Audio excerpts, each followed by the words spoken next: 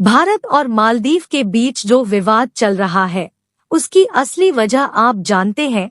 असली वजह तो चीन है, यह तो आपको मालूम है, लेकिन मुस्लिम कट्टरपंथ भी एक बड़ी वजह है। बिल्कुल सही सुना आपने, क्योंकि जिस तरीके से चीन के मौजूदा राष्ट्रपति जो मुस्लिम विचारधारा से प्रेरित है, आपको याद होगा कि जब वह राष्ट्रपति बने तो उन्होंने अपनी पहली यात्रा तुर्क की, दूसरी यात्रा चीन की, और जो विवाद इस वक्त चल रहा है इसमें फायदा छीन लेने की कोशिश कर रहा है, और तो और पाकिस्तान भी लेने की कोशिश कर रहा है। बिल्कुल सही सुना, आपको बैकग्राउंड बताते हैं, फिर उसके बाद आगे बढ़ेंगे। आगे बढ़ने से पहले आपसे रिक्वेस्ट करेंगे कि प्लीज इस चैनल को सब्सक्राइब कर लीजिए। आपका इस चैनल से जुड़ना ही हमारे लिए एक मोटिवेशन का काम करता है। यह आपके लिए मात्र 1 सेकंड का काम है, लेकिन इससे हमारी काफी बड़ी मदद होती है। दरअसल जो लक्षद्वीप की तस्वीरें पीएम मोदी ने कट की थी कि भारत के लोग ज्यादा से ज्यादा लक्षद्वीप आए, यहाँ पर खूबसूरती है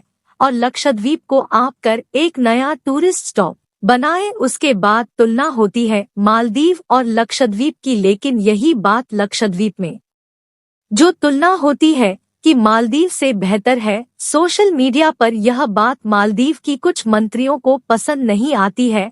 वह पीएम मोदी पर आपजनक टिप्पणी करते हैं, उसके बाद तो भारत सरकार भी हरकत में आती है और फिर मालदीव को अपने तीनों मंत्रियों को पद से हटाना पड़ता है।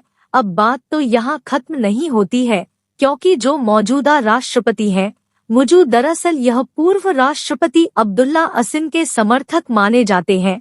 भारत ने मालदीव्स में अपना पहला दूतावास 1980 में खोला था, और आपको बताएं कि चीन में कब खोला, 2011 में। लेकिन जैसे ही मालदीव की चीन से नजदीकियां बढ़ी, उसने भारत से दूरी करनी शुरू कर दी। या बैकग्राउंड है, और तो और स्थिति इतनी बिगड़ गई कि भारत ने जो चीजों उपहार में मालदीव को दी थी वो उसने लौटना शुरू कर दी। अब जो 2011 के बाद जो स्थिति रही, जब पूर्व राष्ट्रपति असिन का कार्यकाल रहा, उसे वक्त चीन ने ऐसा मकर जाल फैलाया कि फिर मालदीव फंसता ही गया। वहां तो विरोध भी शुरू हुआ, लोग सड़कों पर आ गए हैं, क्योंकि आपको बताएं कि चीन ने जो मालदीव कर्ज दिया है, मालदीव ऐसा तीसरा देश है दुनिया का जिस पर चीन का सबसे ज्यादा कर्ज है। ऐसे में जो उसकी अर्थव्यवस्था है, उसकी जीडीपी का 30% है। ऐसे में मुश्किलें मालदीव के लिए ज्यादा बढ़ गई है।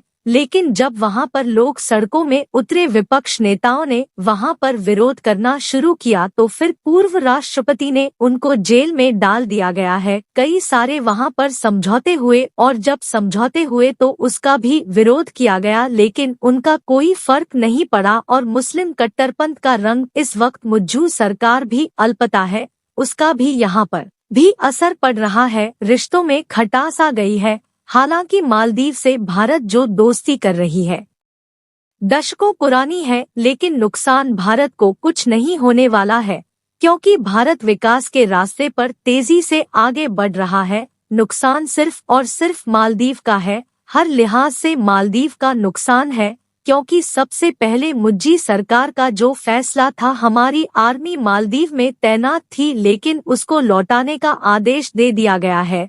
तो एक के बाद एक ऐसे फैसले लिए गए जिससे ये मालूम चला कि वो भारत विरोधी है और चीन के हित में है। लेकिन ऐसा नहीं है कि चीन के साथ आप दोस्ती बढ़ा रहे हो तो भारत के साथ आप दूरियां बांधोगे तो आपके हित में रहेगा, क्योंकि चीन करता क्या है, पहले वो पैसा लगता है, कर्ज के मकर जाल में फंसा आता है और विकास की बात करता है, उससे ज्यादा नुकसान होता है उन देशों को, और फिर वह चीन की जाल में फंसते चले जाते हैं। यही चीन ने मालदीव के साथ किया। और जो मुस्लिम कट्टरपंथ का राग अलाप है, जो मुस्लिम कट्टरपंथ वहां पर इस वक्त मालदीव में है, क्योंकि भारत से काफी सारे पर्यटक वहां पर जाते हैं, और वहां की जो अर्थव्यवस्था है उसमें पर्यटक एक पर्यटन एवं रोल अदा करता है, क्योंकि पर्यटन से काफी सारी आय आती है। हर छठा व्यक्ति जो टूरिस्ट है मालदीव में वो भारतीय है। लेकिन जो बुकिंग कैंसिल हुई है, जो भारत के लोगों ने जाना बंद कर दिया है, उससे नुकसान मालदीव को हो रहा है। यही बात मालदीव को मालूम के असर बन गए हैं। जय हिंद, जय भारत।